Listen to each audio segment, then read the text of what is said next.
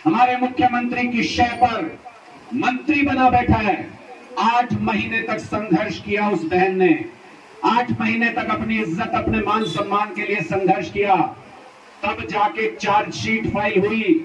गांव सारसा की जनसभा में आप नेता अनुराग डांडा ने कहा, महिलाओं के मान सम्मान से खिलवाड़ करने वालों को बर्दाश्त नहीं करेगी हरियाणा की जनता। आम आदमी पार्टी के सीनियर वाइस प्रेसिडेंट अनुराग डांडा ने रविवार शाम को पेवा के गांव सारसा में एक जनसभा में मुख्य रूप से शिरकत की। कार्यक्रम का आयोजन लीगल सेल के प्रदेश उपाध्यक्ष गहल सिंह संधू ने किया। आम आदमी पार्टी के कार्यकर्ताओं ने अनुराग डांडा को लड्डुओं से तोला। अनुराग डांडा ने कहा कि प्रदेश में कांग्रेस और बीजेपी का कोई जनाधार नहीं बचा है। ये दुर्भाग्य है कि हरियाणा में एक महिला को अपने मान सम्मान की लड़ाई के पीछे 8 महीने से संघर्ष करना पड़ रहा है। उन्होंने कहा कि पेवा हलके ने इसलिए संदीप सिंह को विधानसभा नहीं भेजा कि वे हरियाणा की बेटियों के मान सम्मान से खिलवाड़ करें। प्रदेश के लोगों में सरकार के प्रति गुस्सा है। अनुराग डांडा ने कहा कि महिलाओं के मान सम्मान से खिलवाड़ करने वालों को हरियाणा की जनता बर्दाश्त नहीं करेगी। की धरती है, ये शहीद भगत सिंह के आदर्शों की धरती है और लोगों के अंदर यहाँ वो जज्बा और जुनून है जो सत्ता को बदलने के लिए बहुत जरूरी होता है। जब मैं यहाँ पहुंचा तो आपका स्वागत देख के एहसास हो गया कि जितना जुनून मेरे सीने के अंदर भरा है 2024 में आम आदमी पार्टी की सरकार लाने का, उतना ही जुनून आपके दिल में भी धड़क रहा है। ये बदलाव आएगा और ये बदलाव बहुत जरूरी है। क्यों जरूरी है ये बदलाव? क्योंकि 25 साल तक कांग्रेस पार्टी ने राज किया हरियाणा के ऊपर। 25 साल नहीं लगते हैं किसी सोसाइटी को बदलने में, किसी स्टेट को बदलने में 25 साल नहीं लगते। हमको एक मौका मिला दिल्ली के अंदर, 5 साल के अंदर दिल्ली के सारे सरकारी स्कूलों को प्राइवेट स्कूलों से भी शानदार करके दिखा दिया, सिर्फ 5 साल के अंदर। उसके बाद जब वोट मांगने गए तो सीना चौड़ा करके गर्व के साथ हाथ जोड़ के बहुत नम्रता से लोगों के बीच में अरविंद केजरीवाल जी गए और ये कहा कि अगर काम किया हो तो वोट देना, अगर काम नहीं किया हो तो बिल्कुल वोट मत देना। लोगों ने पहले से भी ज्यादा वोट दे दिया।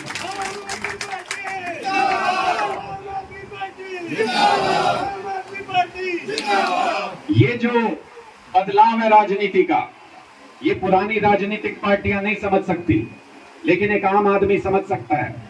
मैंने आपको बताया कि 25 साल कांग्रेस पार्टी ने राज किया हरियाणा के अंदर। आप मुझे बताओ क्या बदल गया आपकी जिंदगी में? आपके गांव के स्कूल शानदार हो गए क्या? आपके यहाँ 24 घंटे बिजली आने लगी क्या? आपके यहाँ पानी पहुंच गया घर घर? आपके बच्चों की नौकरी लग गई क्या सबकी? आपके बच्चों की अच्छी पढ़ाई सुनिश्चित हो गई क्या? अस्पताल अच्छे हो गए क्या? कुछ नहीं बदला आपकी जिंदगी में। घर बैठ के एक बार आराम से ठंडे दिमाग से सोचना, आपके और आपके बच्चों की जिंदगी में रत्ती भर भी फर्क नहीं पड़ा। 25 साल राज करके चली गई कांग्रेस पार्टी और अब 9 साल से भारतीय जनता पार्टी की सरकार है। इनके तो कहने ही क्या, ये तो किसी और ही ग्रह से आए हुए प्राणी हैं। ये तो सरकार ऐसे चलाते हैं जैसे इनकी बादशाहत है।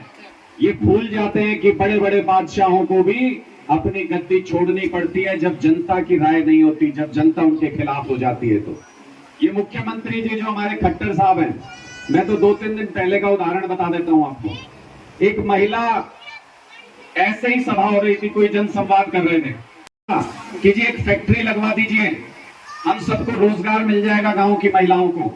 बोले अगली बार जब चंद्रयान जाएगा चांद के ऊपर तो वो उसमें बिठा के भेजेंगे। ये कोई बात है?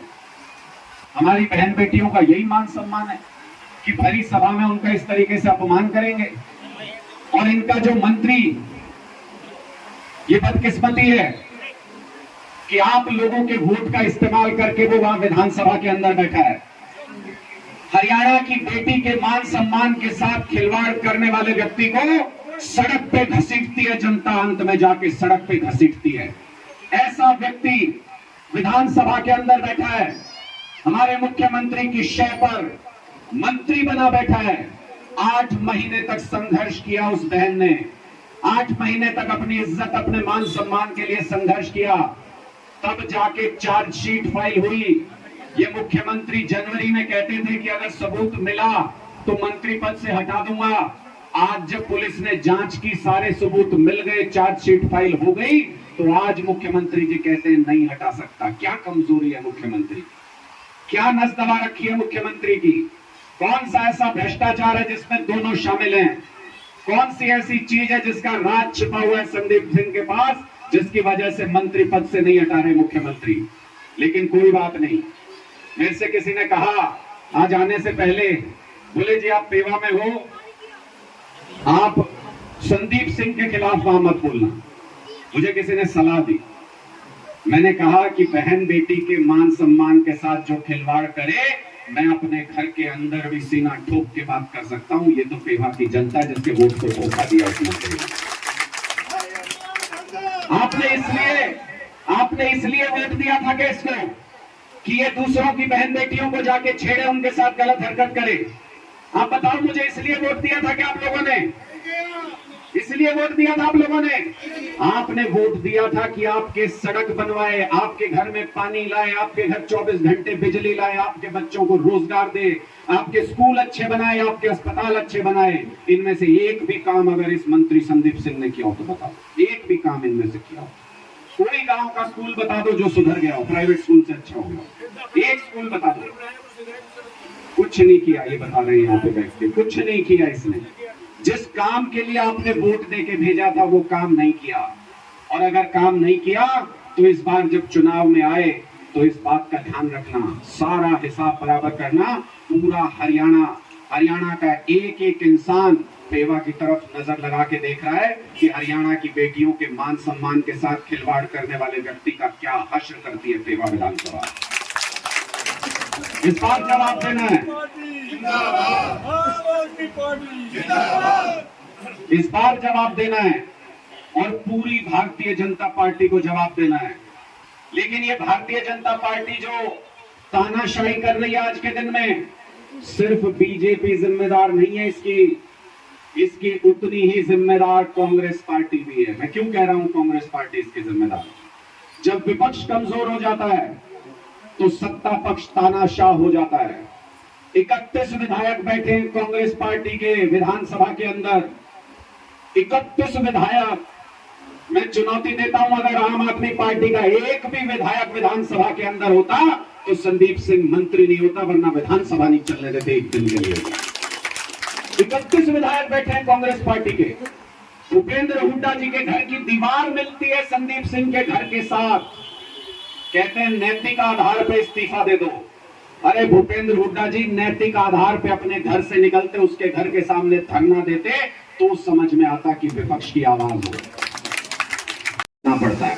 पिछले 6 महीने का रिकॉर्ड उठा के देखिए, 3 महत्वपूर्ण मुद्दे हुए हैं हरियाणा के अंदर, 3 जिनका चर्चा पूरे हरियाणा के हर अखबार हर मीडिया में है। कौन कौन से?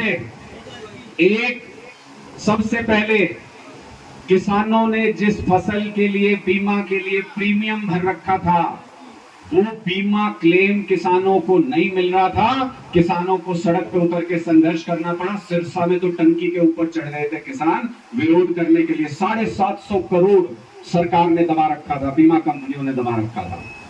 क्या कांग्रेस पार्टी उनके लिए संघर्ष करने सड़क पे आई थी?